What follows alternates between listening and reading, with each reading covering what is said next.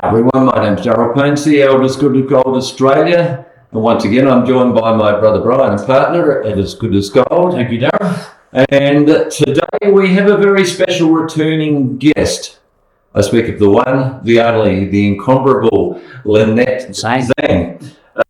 Lynette Zang, of course, CEO at Zang Enterprises. Good morning, Lynette. Good morning, Lynette. Good morning to everybody out there. I just think we're on the brink of something pretty special, so far as the precious metals industry is concerned. I was watching mainstream media the other day, and it's interesting the power of the influence that these people have. It was a news segment, and they started talking economics. They do this for about 1.5 minutes of a 1 hour package. But the gentleman in question raised an interesting point, and he said, you know, gold's real. This was only probably a 10-second presentation, but he said, gold's on the rip again. He said, as we speak, he said, a standard gold bar now is fetching over $1 million for the first time in history. That's a 40-ounce gold bar. And I had to rewind it. I thought, gee whiz, is he really telling us that? Is he being open about that? And yeah, absolutely, I got it right. So, but here's what happened. The next morning, the phones went stupid. The calls coming in, the demand for metal the following morning was phenomenal. And I thought to myself, and I said to Brian, can you imagine what's going to happen? Because it will happen. We're going to get more and more and more mentions of this. Absolutely, we will. When mainstream media, I don't know whether they're going to get behind it, but they're going to have to talk about it. And as they do that, as I'm reading it, it's just going to become out. It's just going to be out of control. Your thoughts on that? Mainstream media's just influence on this, and I don't think we've got long to wait. I think we're going to see that accelerate dramatically from here on. I would actually really agree with that. And in a recent survey by the World Gold Council, don't hold me to this percentage because obviously I don't have it in front of me, but I do believe that it was somewhere north of 80% of all investment advisors. So we are talking about the mainstream advisors that are recommending gold on some level. I mean, maybe not necessarily the physical level, but the ETFs or the options or what have you.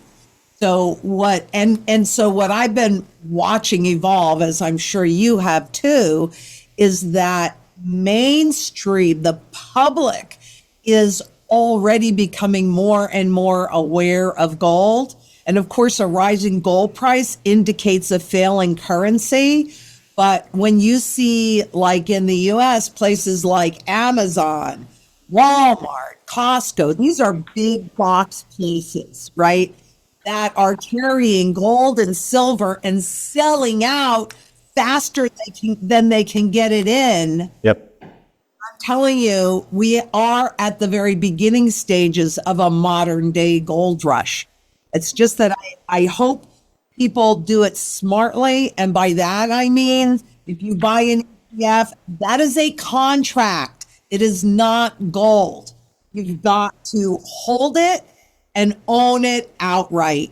You know, the physical metal, which is what you guys do and what we do. Yep. So that's important. But when the number is somewhere north of 80% of all investment advisors, so all stockbrokers, all bankers, etc., that are recommending some form of gold, I think that that's a big indication that you're exactly right. Yeah.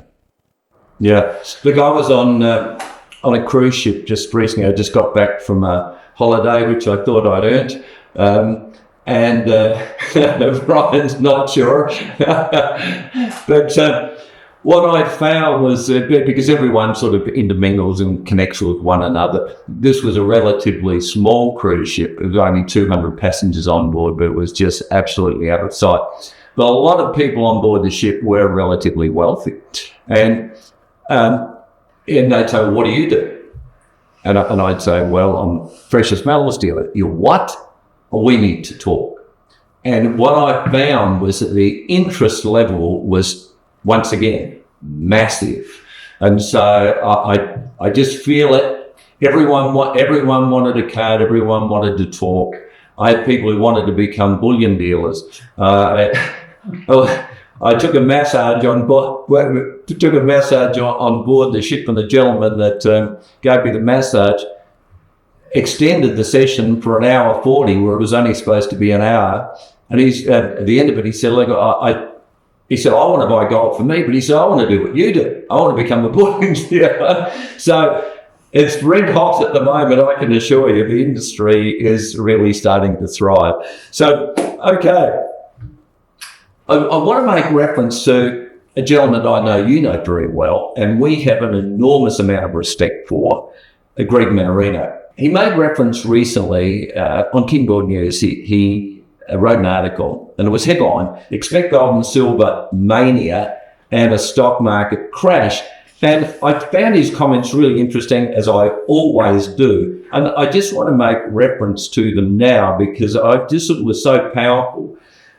He talked about the Dow Gold ratio. And I'll quote it word for word. He said, just prior to the stock market crash, and keep in mind, we'll go back, expect gold and silver mania and a stock market crash. So he goes on and backs up this comment pretty well. He said, just prior to the stock market crash of 1929, which led to the Great Depression, the Dow Gold ratio peaked at around 18, meaning that it took 18 ounces of gold to equal a Dow. During the Great Depression, the Dow Gold ratio fell to 1.59. Unbelievable. Meaning it took 1.59 ounces of gold to equal the Dow. In 1980, the Dow Gold ratio fell again to 1.35. Just prior to the dot-com stock market crash, the Dow Gold ratio was 42, which then after the crash dropped to 6.7. Today, the Dow Gold ratio is sitting at around 17 at the moment. It's just high 16s.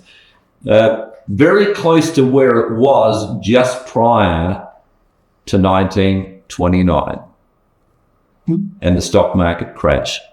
Today, the distortions which exist in the market are at extreme levels. Never in history have we seen a larger debt market hyper bubble. With that, and in my opinion, we will again see a Dow Gold ratio drop substantially. In fact, I believe that we will see a 1-to-1 Dow Gold ratio.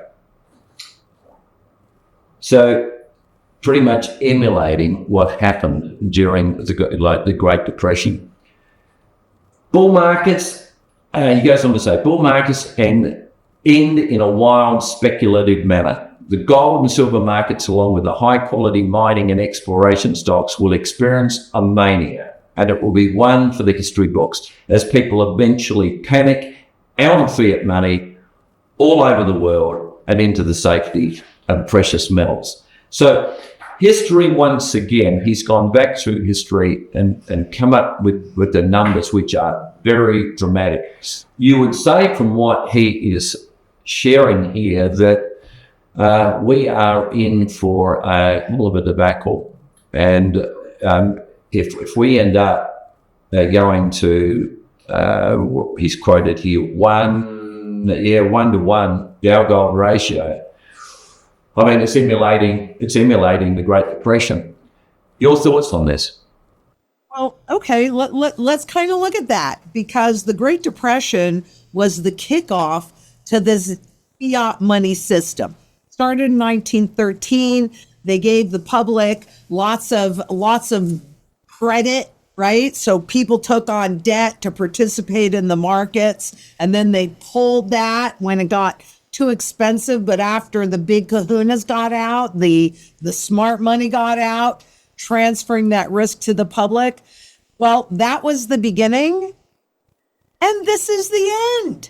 Yep. It is not a coincidence when they talk about and taking you back to 1930s or to the 1970s and 1980s.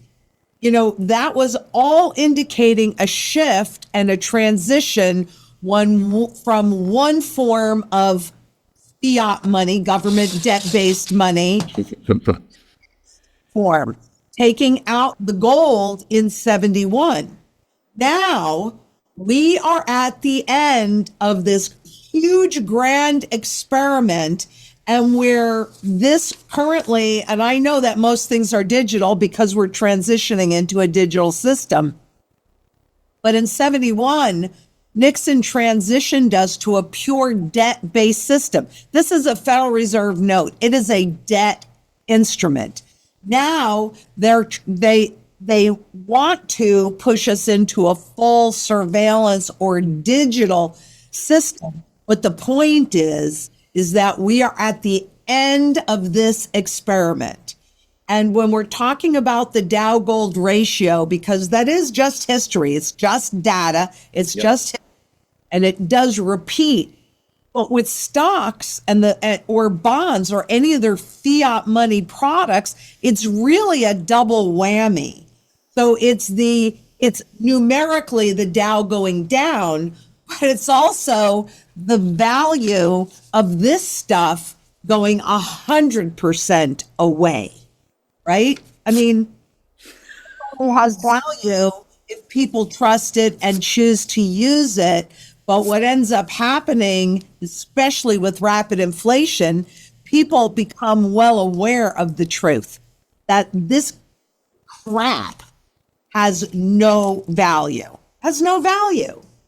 But sound money, gold, silver, sound money, which is used in every single sector of the global economy, broadest base of utility, broadest base of demand, this stuff, no utility other than as a tool of barter. All of the functions of money have been taken out of it. It is not a store of value. Does anybody anymore?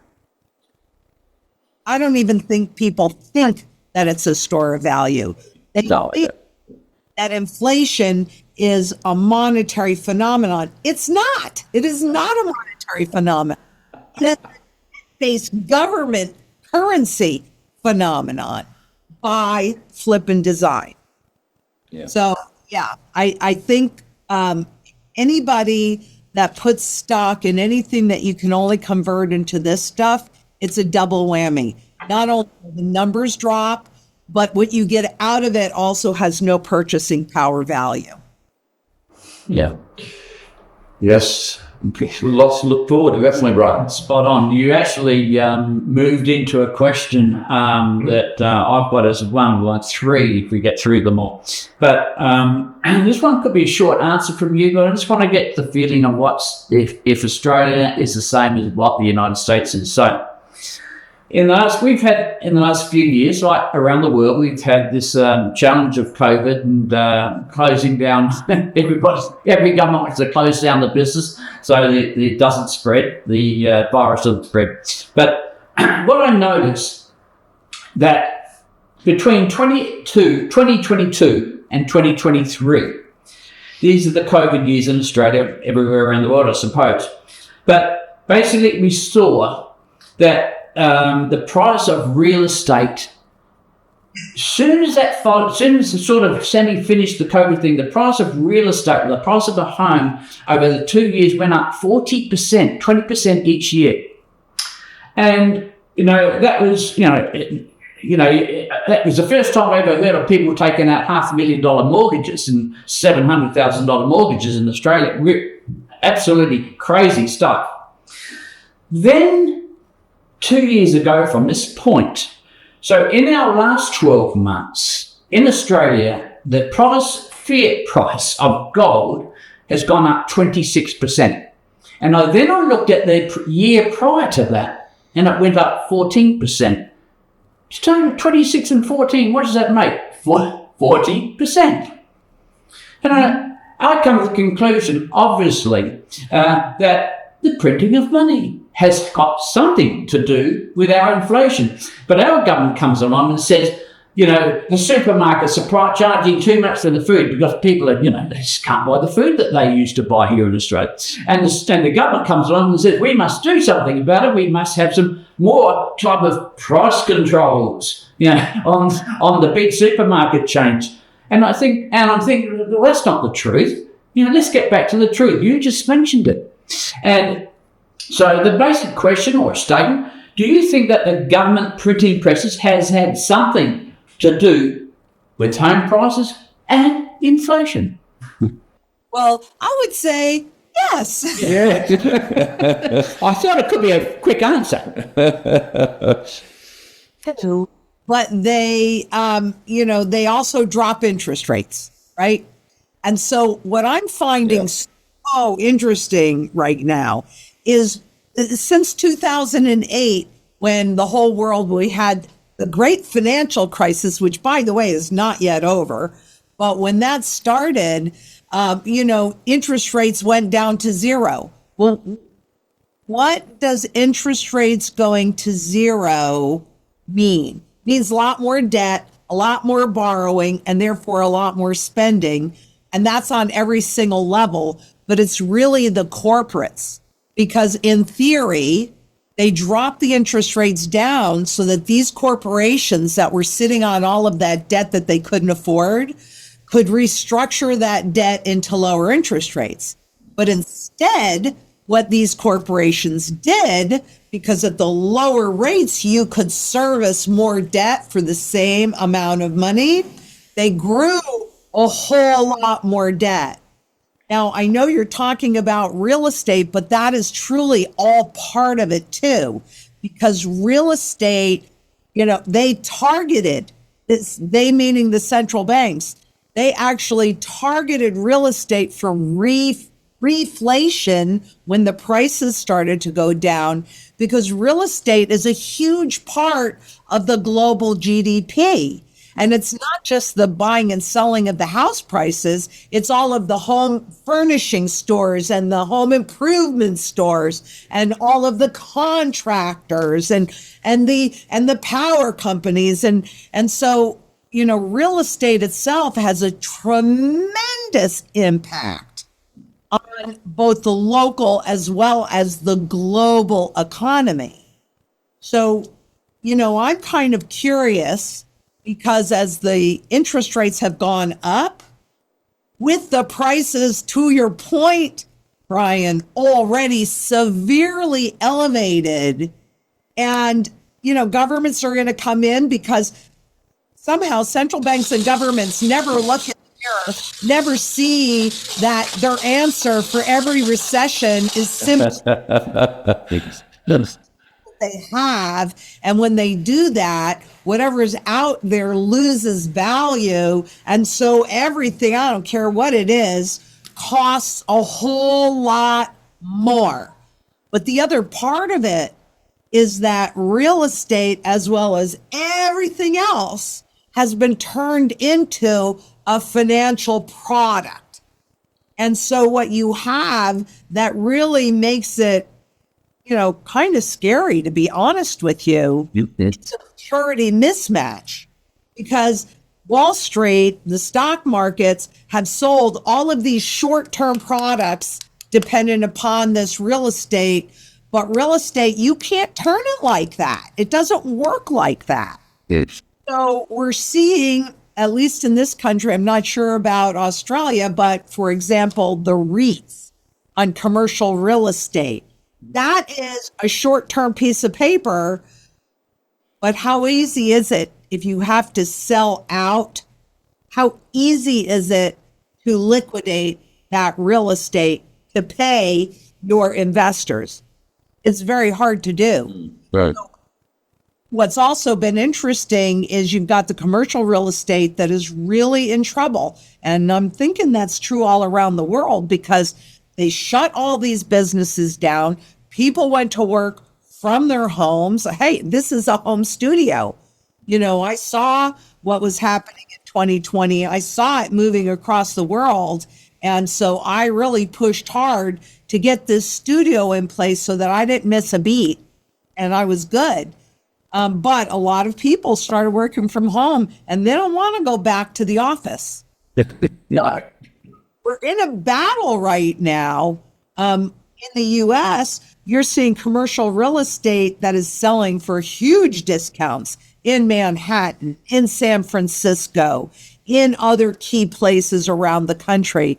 But you also see residential real estate as a whole, not every single pocket, but as a whole, that went up another, was a 4.5% or something like that. The numbers just came out. So affordability just isn't really there.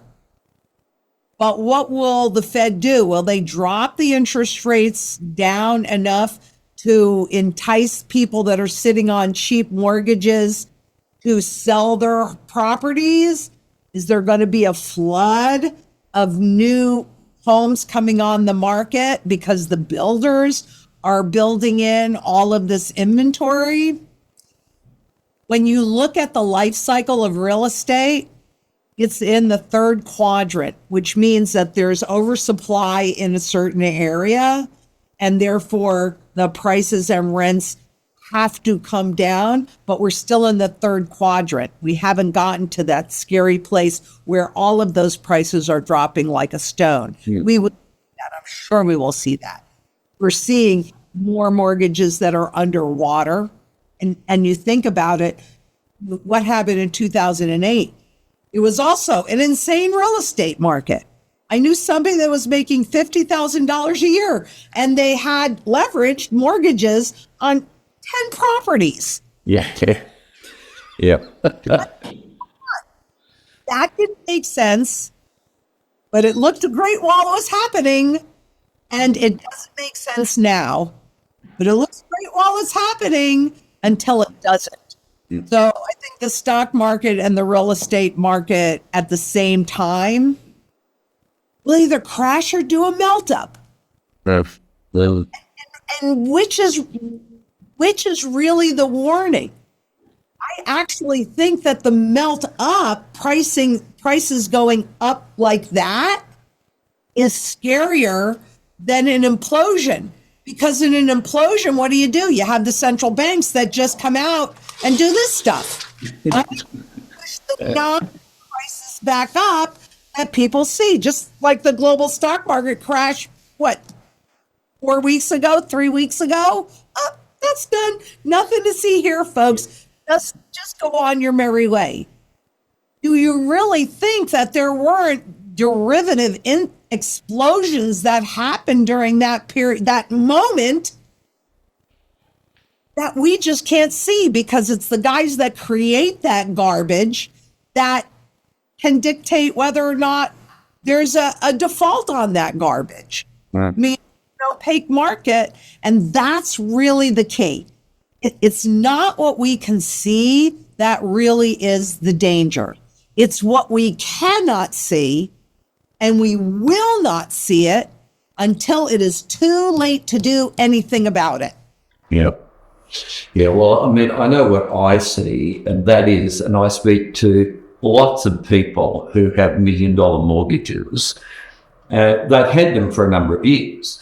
And pre-pandemic, I know that the cost to them for that mortgage or the repayments was around $4,000 a month. Now it's close to $8,000 a month. Now I know that they weren't, and they acknowledge they weren't saving $4,000 a month during, when interest rates were approximately half what they are today. So how on earth can they afford the repayments now? They can't. And that's really the point. So, I mean, it is a debacle, and there is no mathematical way out of this. Yeah, what Lynette really, at the end there, the powerful words. I mean, there is some frightening signs in front of us. And I mean, my question was inflation, and you talked about so many different things during that conversation. But I will also add the fact that if you've got gold, or if you are intending to buy it, start now. Don't wait for a little drop of $10 or $15 an ounce. Start now, because it's the people that have had that strong conviction about buying gold will be able to pick up buying opportunities that are out there. Now, that saddens me, but the bottom line is that's the way economics works, because we've had all this overflow of fiat currency boosting up the prices, and yet gold doesn't get looked at until right at the end. And that's when it becomes very, very powerful. I'm going to lead on to the next question. Alistair McLeod seems to believe that Russia will be the first major country to adopt the gold standard. In Australia, using fiat currency, the gold price has increased in the last 25 years from a low of $400 an ounce to $3,700 an ounce. That's today's price, which is an increase of 850%. Now, Lynette, what in your opinion will be the price of gold in value? No, not dollar terms, not fiat currency, but in value. What will the price of gold in value be if Russia goes ahead and be the first one to get onto a gold standard? Well, if they actually pull it off, and this is why I'm watching Zimbabwe so closely, because that is a real-time experiment about backing your currency with gold, but it's not convertible, right? Yeah.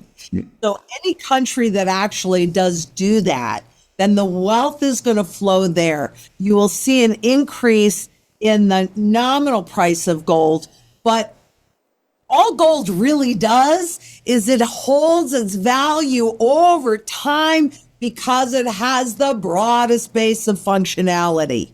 You know, what do you want in a market? You want a lot of buyers, right? Because if there's a lot of buyers, if it slows down over here, it's going to pick up over here. So that's what gold and silver, both of those physical metals, do. They just have the most amount of buyers. So that's why gold and silver have never gone to zero, but the paper gold and silver can go to zero, and they can control. This is the piece, and it's a challenging concept, right? Because yes, what you want is you want gold to hold its purchasing power over time, so that a man's suit that you could buy for this $20 gold piece in 1900, yep, you still buy it in 1971 at $42.22 an ounce, and today at $2,600, you can still buy that man's suit. Mm. So it doesn't mean that man's suit is worth that much more. It's that this stuff is that much less. Having said that, though, here is the nuance, and these guys are genius, meaning central bankers and governments that know how to hide the truth so well, because that's their job. None of this reflects the true fundamental value of 1 ounce of gold. It reflects the current market value, and in the spot gold market, there's no limitations to how much gold or silver that they can create, because it's just a contract. There are limitations when you go to physical. There's a finite amount. All the gold that's ever been mined fits in one Olympic-sized swimming pool. That's kind of small, right? So the point of this is, though, in terms of the gold and silver, is how much is an ounce of gold really worth in terms of this garbage? Because they want you to think that it's worth $2,700 or $3,000 or $2,200 or, nothing. It's all relic or something like that. But you really have to understand its most important function, which, to your point, Brian, is to hold its value over time, right? Forget this stuff. This doesn't mean anything.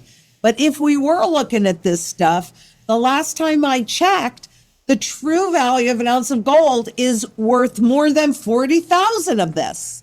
And you discount me, or people are going, oh, I'm not, you're crazy. You don't know what you're talking about. But when you stop and think about it, this is sound money. This is government debt-based money.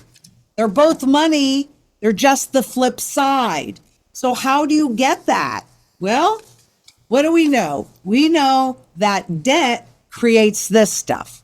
So you use the debt as a proxy for how much money have these global governments, whether you're in Australia or the US or Cambodia or anywhere in the world, how much money has been created, and you divide it by all the gold that's in that Olympic-sized swimming pool.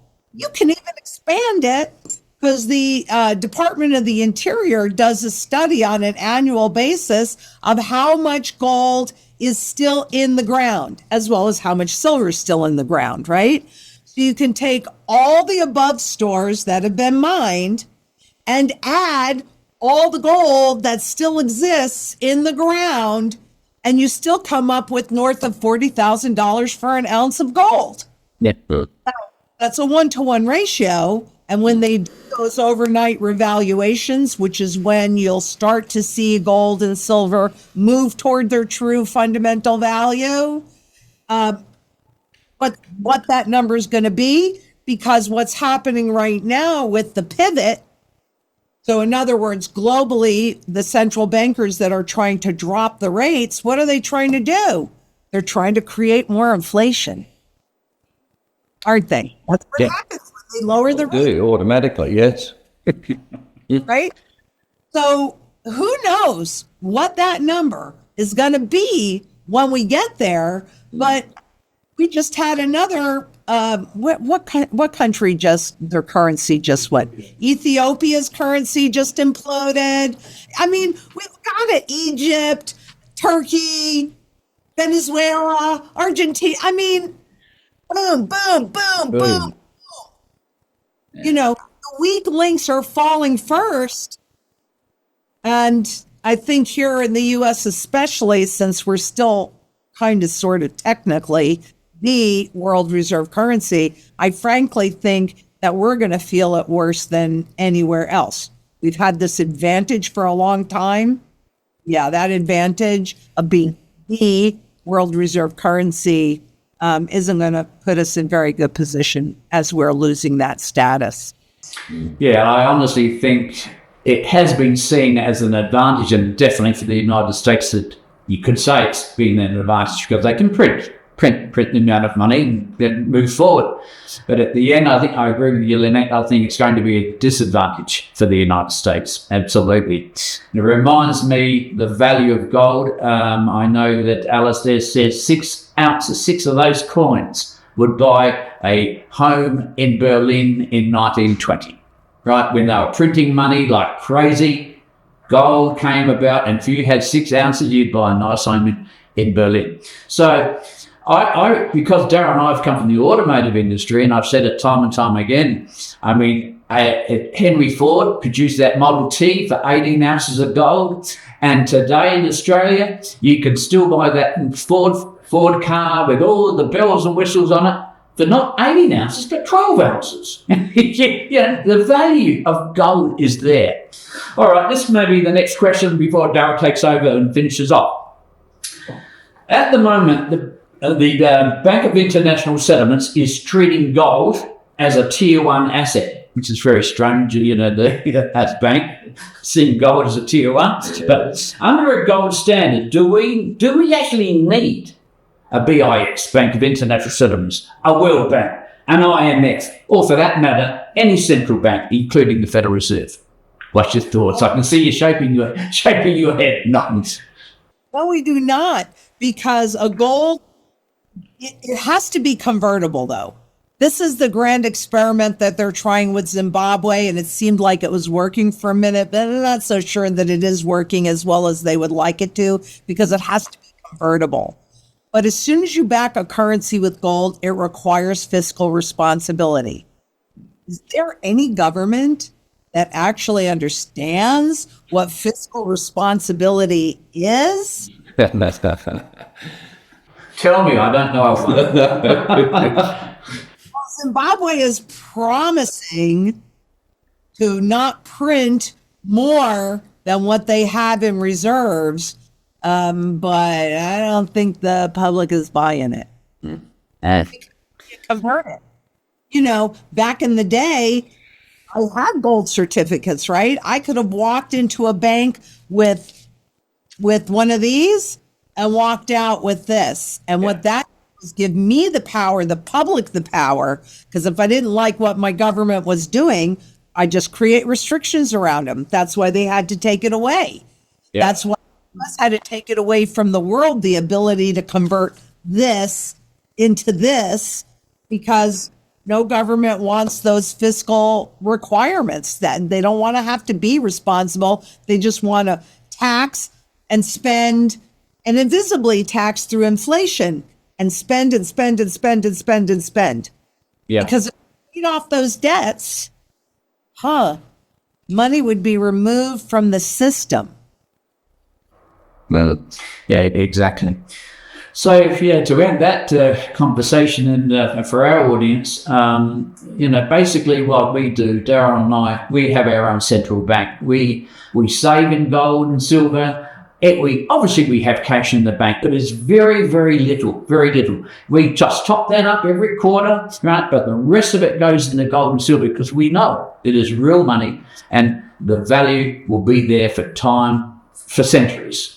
So that's that's how we've brought about with As Good as Gold Australia, and teaching our clients is that saving gold, the currency is only there to spend from one day to the next. Darryl? Yeah, well, I agree. And it's worked wonderfully well for us. It has. Yes. Better than anticipation. Yeah, I mean, it's just a good story, great story. If you go back to the Bank for International Settlements, what do they say? They say outright that gold in your possession is the only financial asset, not one of two or one of three, the only financial asset that runs no counterparty risk. They also say, I think one of my favorite pieces that they did was what place for gold in foreign exchange, right? Reserves. And, it's also protection against geopolitical risk. I don't know. You think you might see a little geopolitical risk out there these days, right? Wars all over the place, really. Yeah. And cyber war that you can't see. And that kind of brings me back to, if you don't hold it, you don't own it. So you make a deposit into the bank, and in your mind, that's your money. But the reality is that you have loaned that money to that bank, and they don't have to give it back to you. Yes. They don't. That's a very powerful, it's a very powerful message. That's what Darryl and I don't hold on cash in the bank. Well, most people think that it's their money when it's held in the bank, and they have to give it back to you, of course. Yes, how wrong could one be? Yeah, exactly. Well, that's fantastic once again.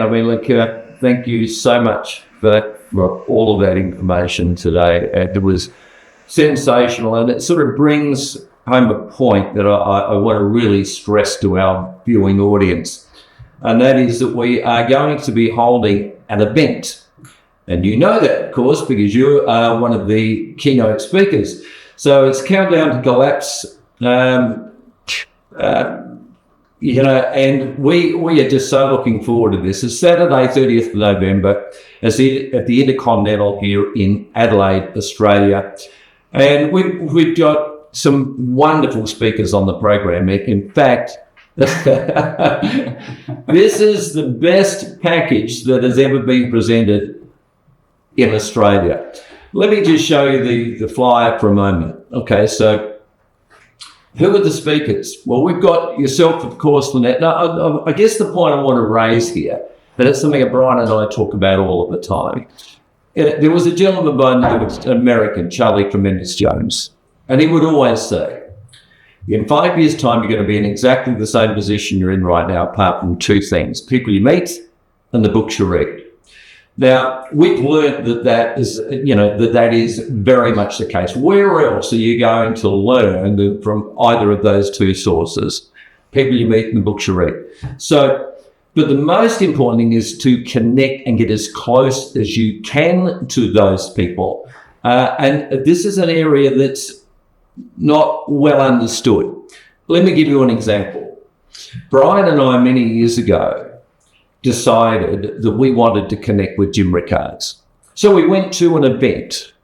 And the reason we did this was because our lifetime mentor, Peter Daniels, said, get up close and personal.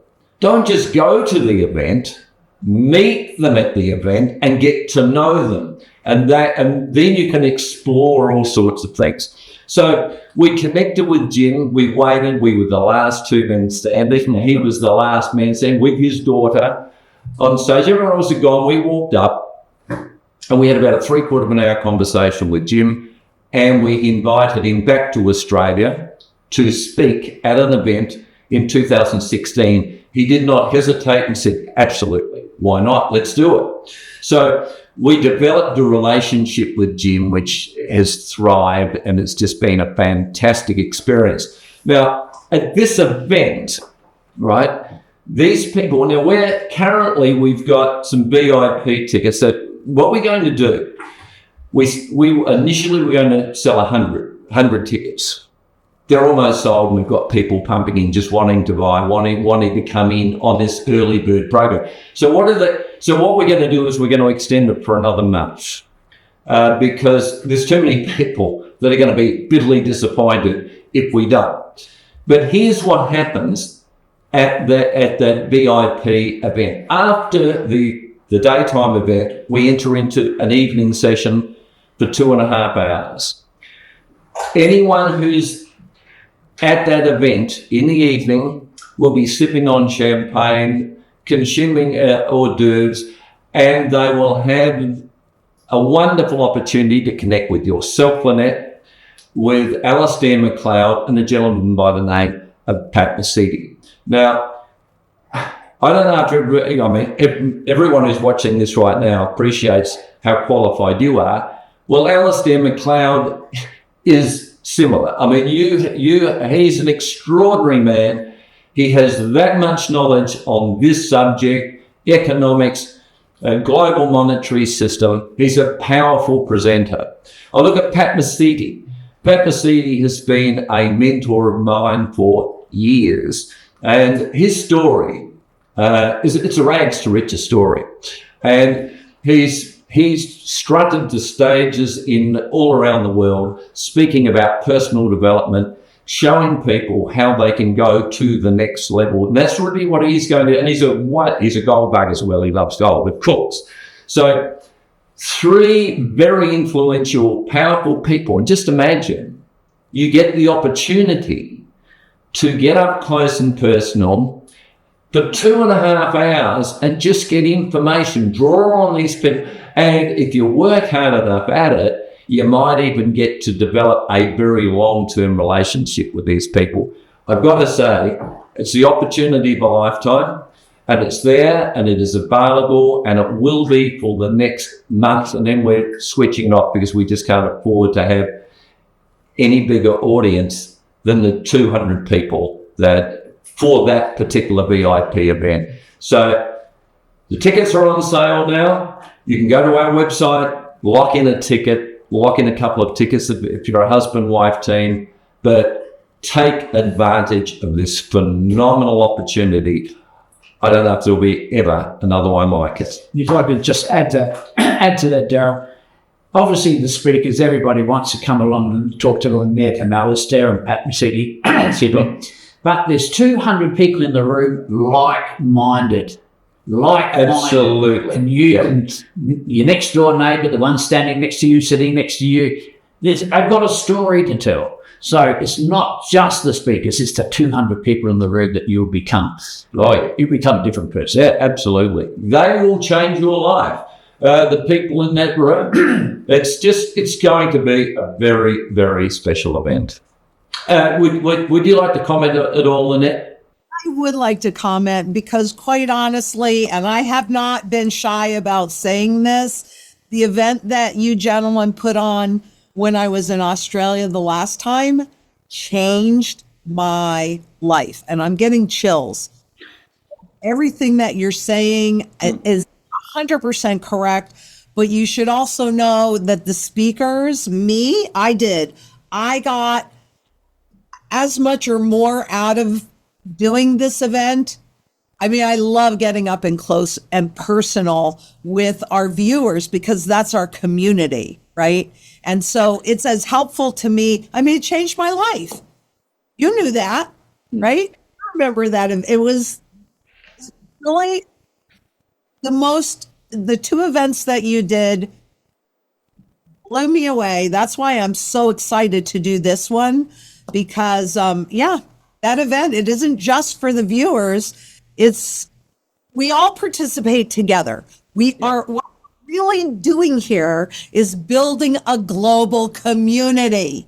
That's really, really doing here. And that is so critical because if we don't do this and create this very quiet revolution just by converting this junk into sound money, if we can come together on a global basis and do that and people become their own central bankers, if we do that, we've got a shot at a more fair system that we're shifting into.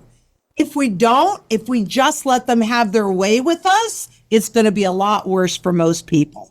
Those of us that have the gold and the silver and we're as, self-sufficient with food and water and energy and all of those pieces, okay, we'll be okay. I'm not really worried so much about my children because of the choices that I've been making with the gold and the silver and being my own central bank. But, one person has a tiny voice. It's kind of like Horton Hears a Who, right? So there's just one little itty bitty who and nobody could hear him on this dandelion. But when all the who's yelled together, their voices were heard. And I think that's what we're talking about here. And that's why it's so important to come out and have an opportunity to meet people. It's not just the view, it's the community. We've got to do this. So I'm excited about it. Very. Thank you, Lynette. Thank you, Lynette.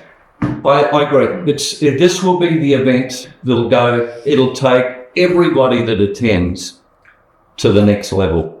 And so we're at this will be the event of the century.